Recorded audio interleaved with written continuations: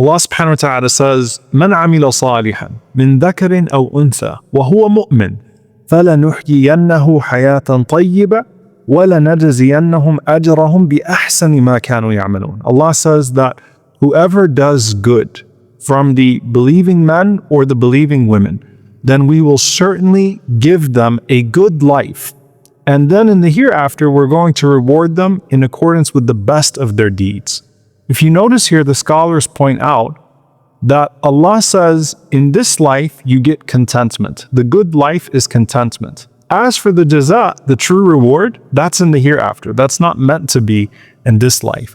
And Imam Ibn Ata'illah rahimahullah says something beautiful in this regard. He says, إِنَّمَا جَعَلَ الدَّارَ الْآخِرَةِ مَحَلًّا لِجَزَاءِ عِبَادِهِ لِأَنَّ هَذِهِ الدَّارِ لَا تَسَعْ مَا يُرِيدُ أَنْ يُعْطِيَهُمْ وَلِأَنَّهُ أَجَلَّ أَقْدَارُهُمْ عَلَى أَنْ يُجَازِيهِمْ فِي دَارٍ لَا بَقَاءَ لَهَا. He said that Allah has made the home of the hereafter the place where He gives His reward to His believing servants.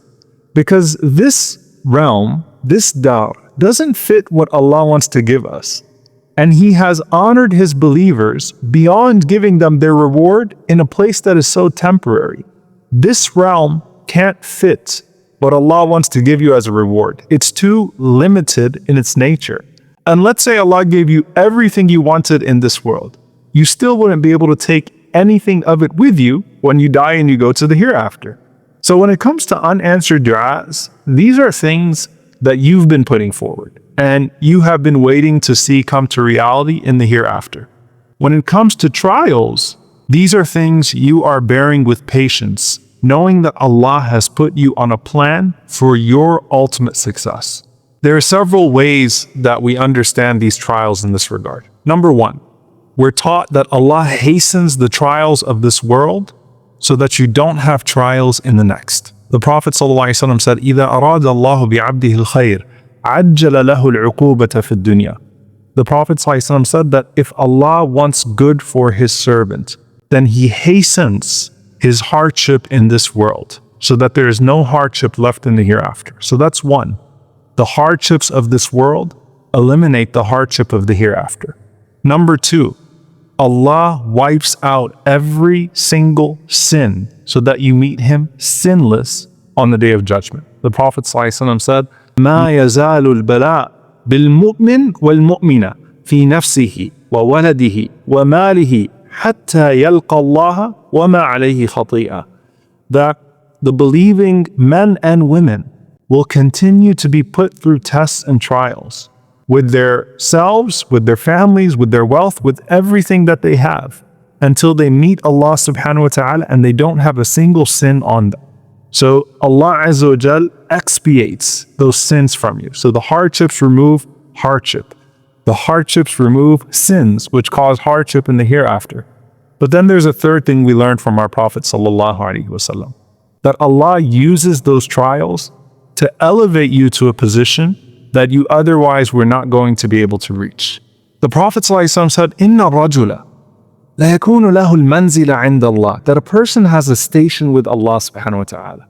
فَمَا يَبْلُغُهَا بِعَمَلٍ. But he doesn't reach that station by his deeds. فَلَا يَزَالُ اللَّهُ يَبْتَلِيهِ بِمَا يَكْرَهُ حَتَّى يُبَلِّغَهُ إِيَّاهَا. So Allah continues to test that person until Allah subhanahu wa ta'ala delivers them to that station that He has intended for them. So hardships expiate hardships.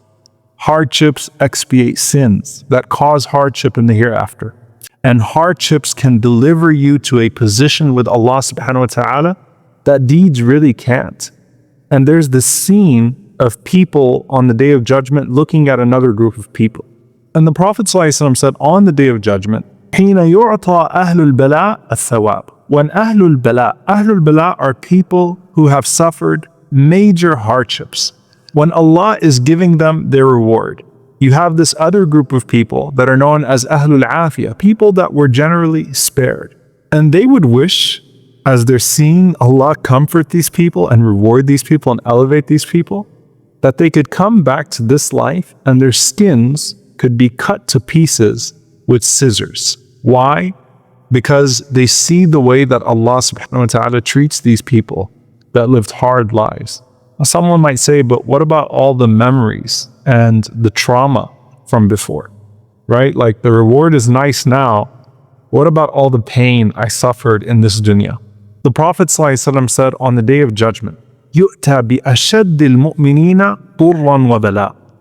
The believer who suffered the most hardship and trouble in this life will be brought forth. And I want you to think about this. The person who suffered most amongst the believers. I mean, how much would this person have gone through, right? With their health, with their wealth, with their family. The person who had the most unimaginably difficult life is brought forth from amongst the believers. And Allah subhanahu wa ta'ala says, dip him once in Jannah. Just one dip in paradise. And after he is dipped in paradise, he's asked, هل رأيت بلاء قط؟ هل رأيت بؤسا قط? Have you ever seen any hardship? Have you ever suffered any type of trouble? And that person is going to say, I've never seen any hardship. I don't know what you're talking about. I don't know where the trouble is. Why? Because of one dip in paradise. So imagine then the person who has palaces in paradise because of the way that they bore the trials that came to them in this life. And Allah Azza wa Jalla says what? إِنَّمَا يُوَفَّى الصَّابِرُونَ أَجْرَهُمْ بِغَيْرِ حِسَابٍ. Allah will continue to reward the people of patience without any limits whatsoever. Unlike good deeds, the sabr is rewarded, patience is rewarded without measure. And the scholars say because Allah knows the ways in which hardship affects us in so many dimensions, often in ways we don't even fully understand. We can't fully connect the way that we've been hurt by something. And that same Lord who knows you is now going to reward you for every part of that trial with all sorts of bounties. And that's from His rahmah, that's from His mercy. And on the day of judgment, you're experiencing that mercy so much more. Salman al-Farsi radiallahu ta'ala anhu, he said that the Prophet sallallahu alaihi wasallam said that verily on the day that Allah subhanahu wa ta'ala created the heavens and the earth, He created 100 portions of rahmah, 100 portions of mercy. Each part of that 100 portion can fill what is between the heavens and the earth. And Allah subhanahu wa ta'ala gave one portion of that mercy to this earth. From that one portion of Allah's rahmah here, a mother has compassion for her child. Animals and birds have compassion for each other. But on the day of judgment, the Prophet sallallahu alaihi wasallam said, Allah is going to perfect His rahmah, meaning the other 99 portions of mercy. Allah Azza wa Jal has chosen to leave that for the day of judgment.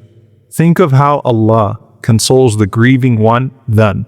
Think of the most merciful mother you've ever seen and her comforting her child. That is just a tiny bit of one of those portions of mercy. And now Allah, with 99% of that mercy, 99 portions on that day of judgment, is comforting those who went through hardship in this life. And that's when that mercy is going to be most rewarding. And you know what?